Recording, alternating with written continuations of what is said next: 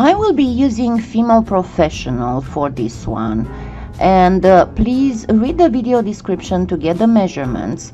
All my clay is through the thickest setting on the pasta machine.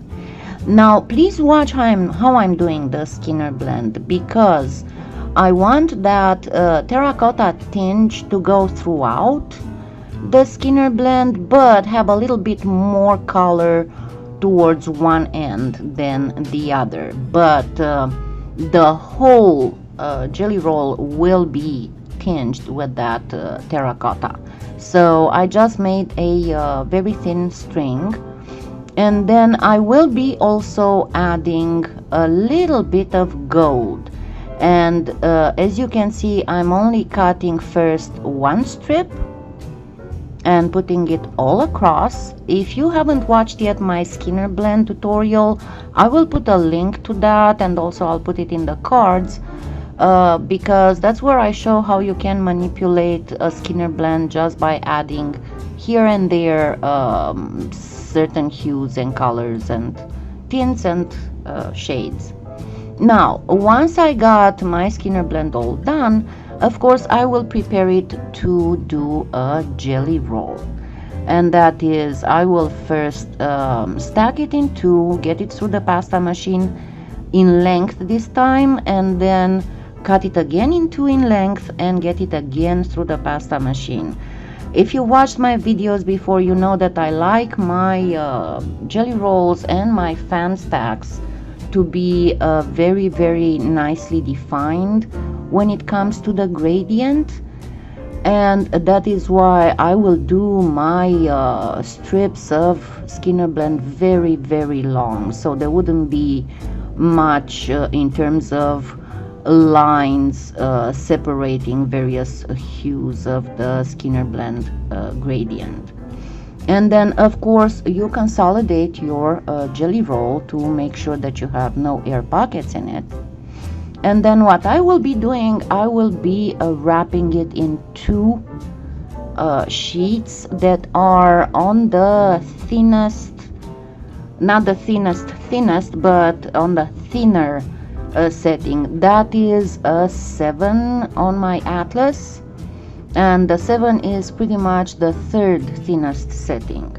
And first I am placing a sheet of black, and then I am placing a sheet of dolphin gray. If you don't have dolphin gray, you can easily make a very light gray by mixing about, remember, measuring with a square cutter, the one that's like 1 inch and a quarter. Get 1 square cutter of white and 1/8 of black, and you will get a color similar to the dolphin gray. And notice that I will be first wrapping the jelly roll in black. Remember, as you roll it in, roll it a little bit past the edge, and you'll leave a mark, and that will tell you where to cut. And then simply blend together the edges, and then I will do the exact same thing on the dolphin gray. Now while I'm doing that, let me explain to you what is a brocade, a so-called brocade cane. I have no idea why it's called like that, because brocade is not really like that. But anyway, a brocade cane is a cane that can be, you know, the slices can be flipped over, flipped vertically, flipped horizontally, if we talk about the XY lines, and they will form repeatable patterns.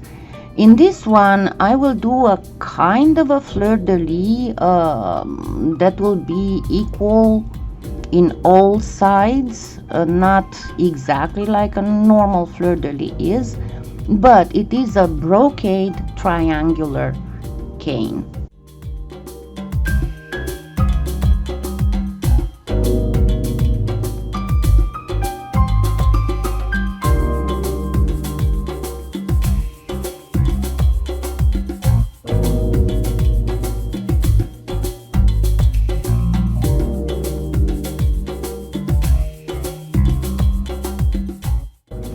So this is the filler, and as you can see, it's pretty much 5 by 5 inches.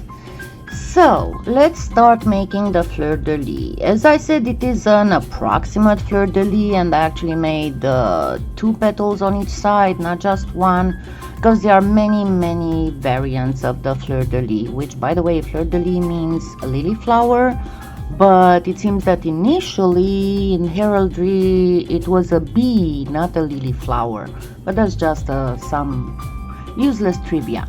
Anyway, bring your jelly roll to 2 inches and then cut it in half in order to create the repeatable pattern.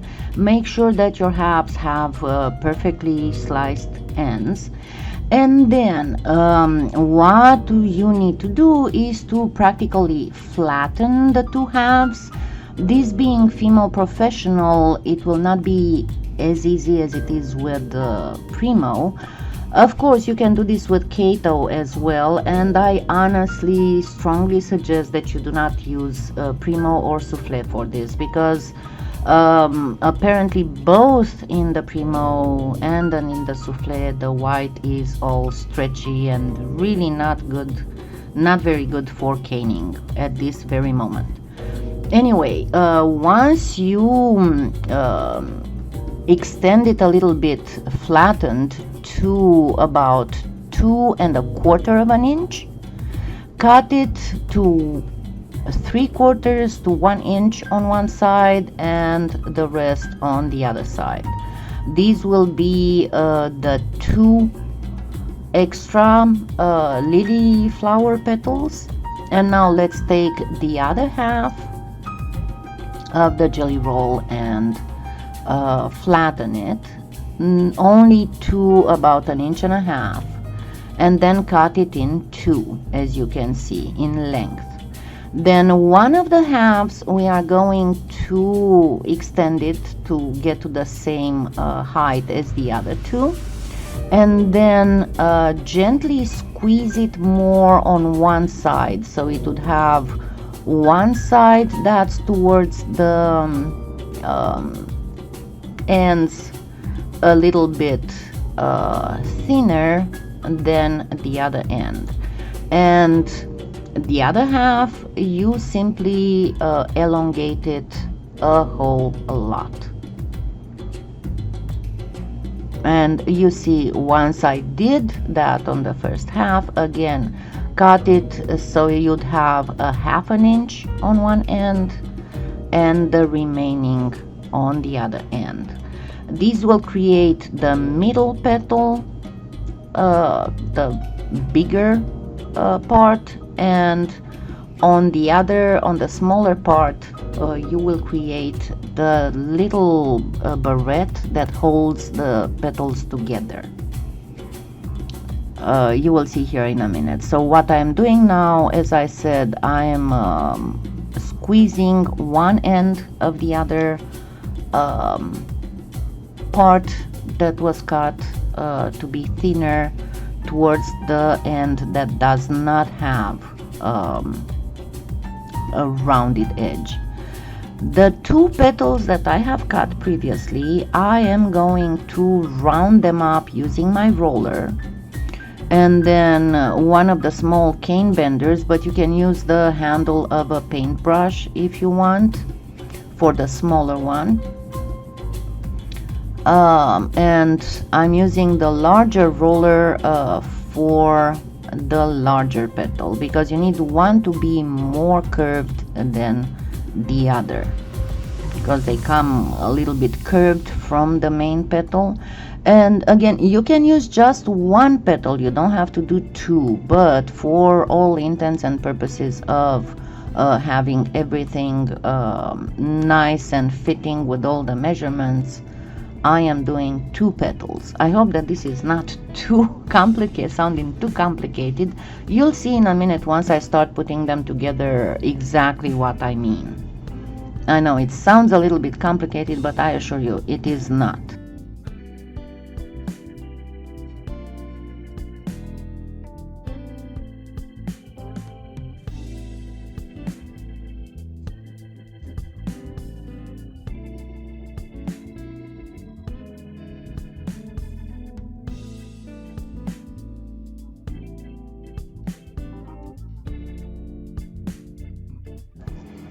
Now, just to get the idea about how long that piece has to be, I put them together, it doesn't really matter.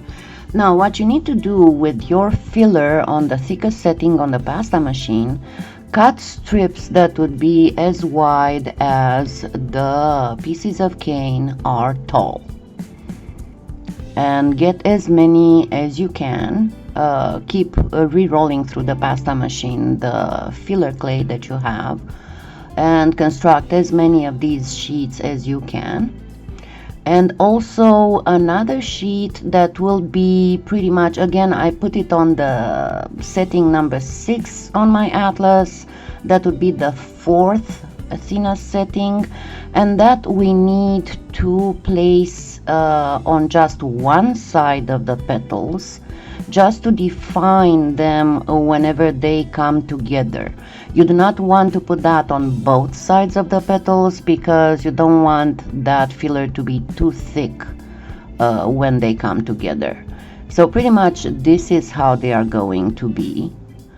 And I will trim them straight after I place everything else in place.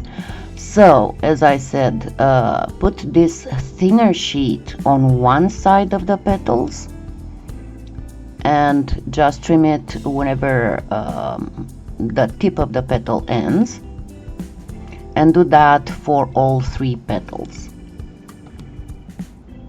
As I said, you can do this with just 2 petals, but for the sake of measurements I did it with 3, and it looks a little bit like a flower too. But it's a, if you want modified, Fleur-de-lys, as I said. Once you are done with this, we will actually start filling that space between the petals. Now, the problem with that filling is that it's like a rounded wedge.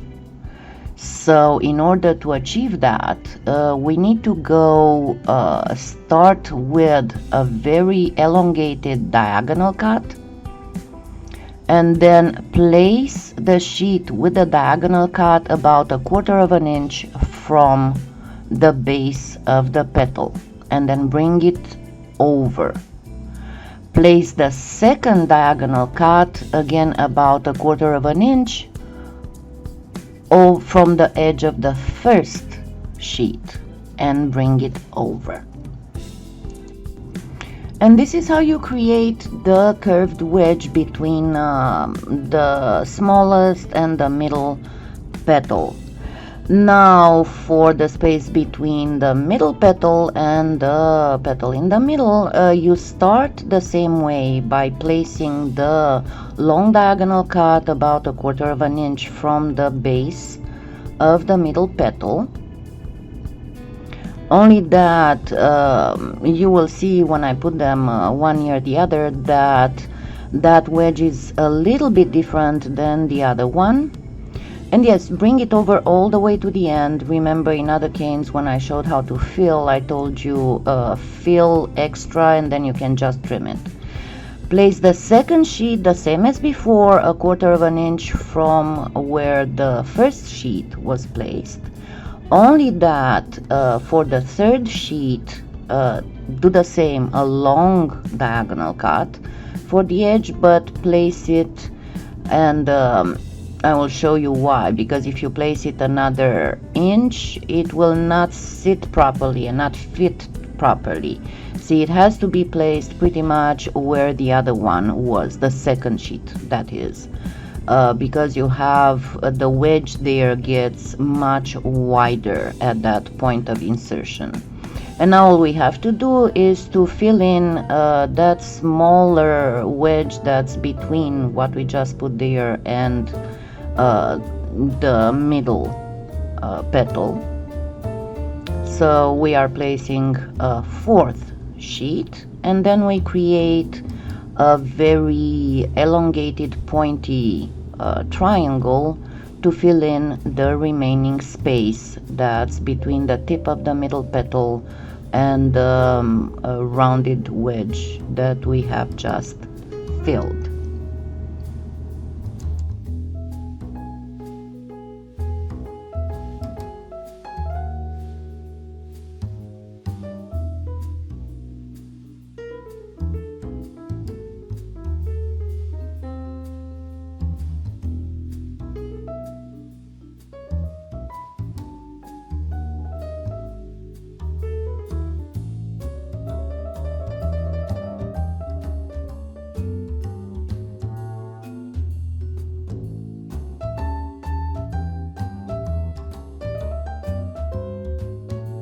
As I said, keep recycling your filler into the same type of sheets.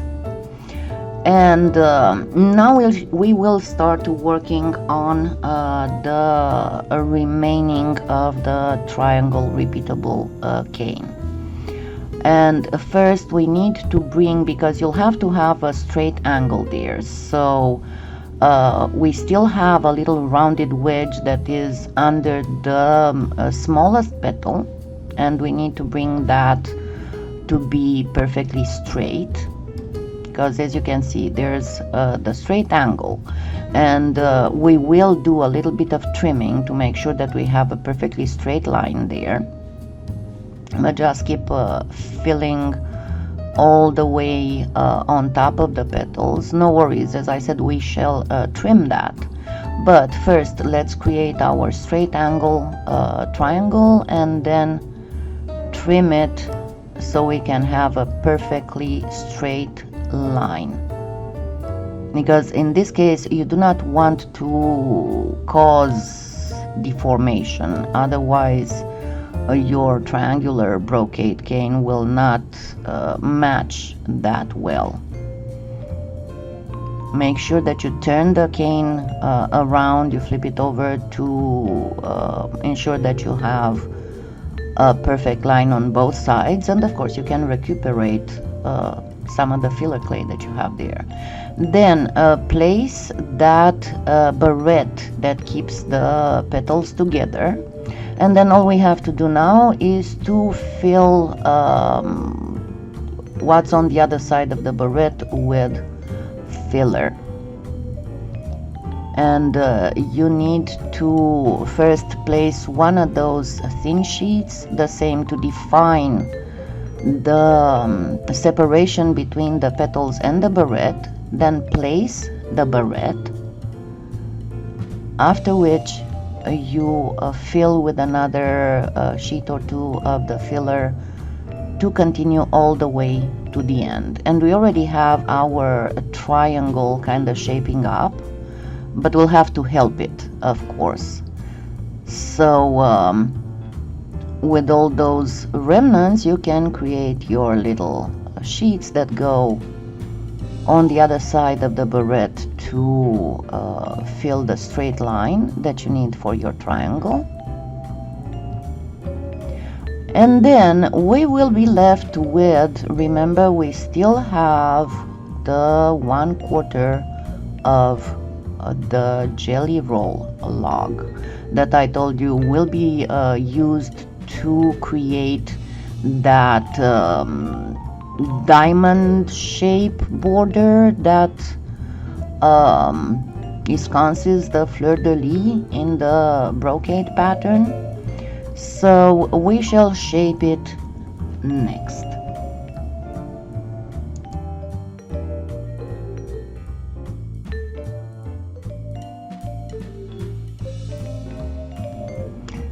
First, elongate it as much as you can to reach the same height as the rest of the cane.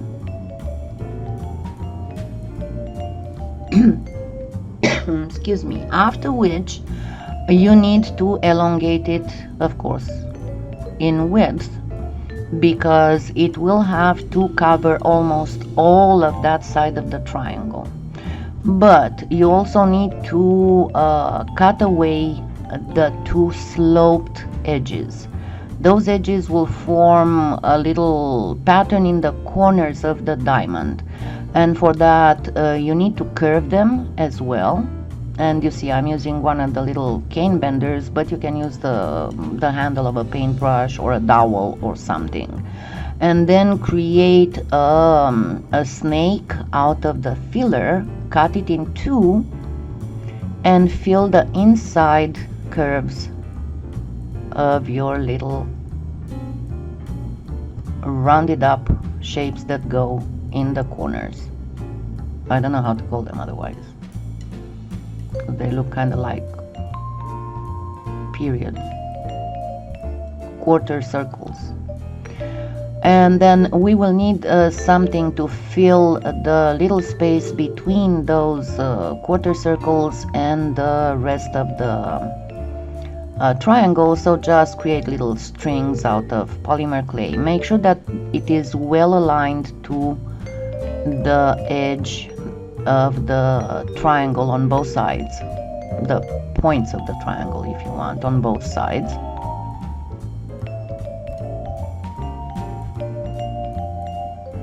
So place it so the edge will align with the side of the triangle, and then place that little snake. And now we need to plainly thin this out and stretch it to form the line on that side, on the base of the straight angle triangle, pretty much like that. And you can gently stretch it until it fits. And then all you have to do is to refine the shape of your straight angle triangle, and then reduce the cane. This is the cane that is repeatable to create that modified fleur-de-lis brocade pattern.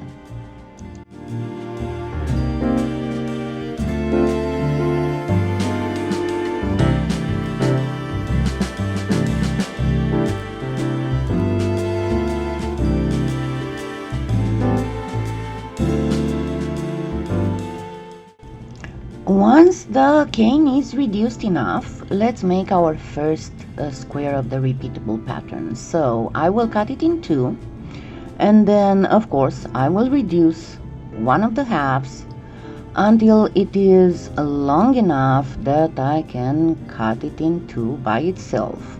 And for reducing, please watch my tutorial on the 101 canes basic. I will link it in the cards and in the video description below.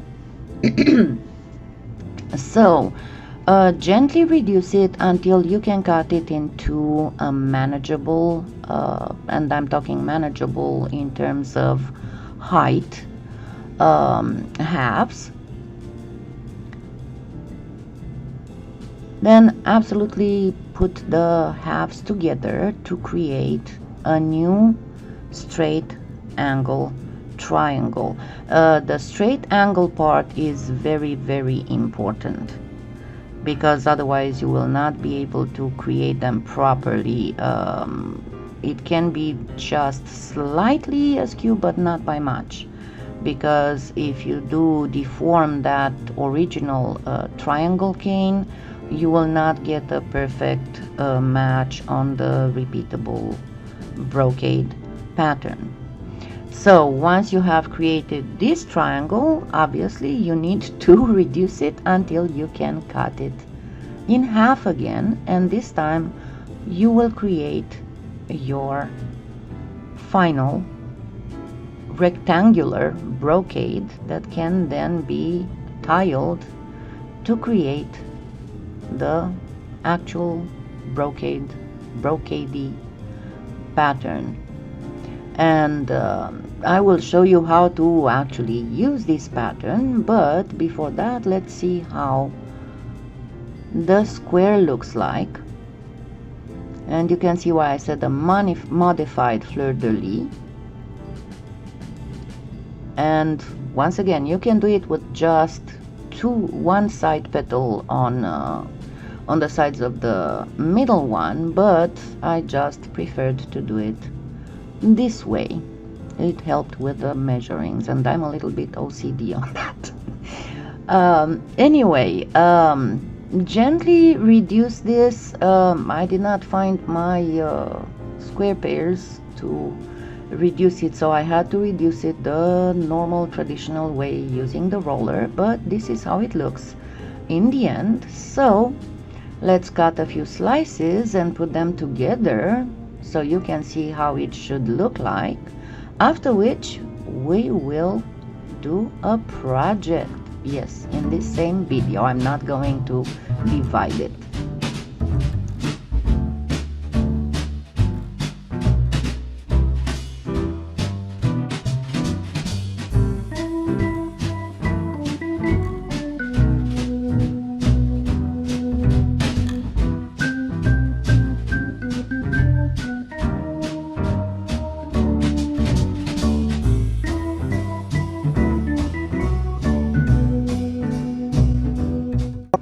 Now this is valid for any pen that you want to cover with a square cane.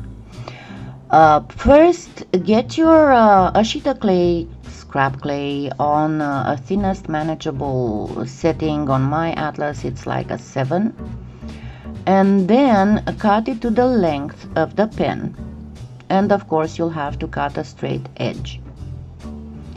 After which you will have to start placing. You'll see that it's about 5.5 inches, and that is just fine. Remember, your cane is 1/2 inch. And you cut your slices, try to cut them at about 1 millimeter, and then start placing them like this. And this is valid for rectangular canes that you want to place in a diamond pattern. So place your first row starting from one end, that would be the bottom of the pen, and place them in a row with one of the corners touching that edge, and go all the way to the end. After which start placing the second row, obviously tiling it with the first one, and then place your third row. Do not worry about the little uncovered triangles that are left at the very edge. Before placing your fourth row, cut the base sheet exactly where the tips of the lozenges, of the diamonds of the fourth row are, and then place your the third row are, and then place your fourth row kind of sitting half on the base sheet and half outside of it. And that will be fine, because when you will wrap it around the pen, they will come and cover those little triangles that are all the way to the bottom there, and it will be just perfect. Now use your roller without going over the halves of cane slices that are over the edge of the base clay. You can get now another slice, cut it in two, and cover the first triangle that's uncovered, and then cover your pen with bacon bond, then gently wrap your sheet around it. I'm trying to keep it as much in the camera view as possible. And yes, you will be able to gently pull on the edges to make those cane slices fit absolutely perfectly, and you will have a flawless pen covering with those slices. After which you can of course get one more slice to cover the last two uncovered triangles, cut it in half and uncover them, and then simply bake it, sand it, buff it, and here's your pen. Happy claying!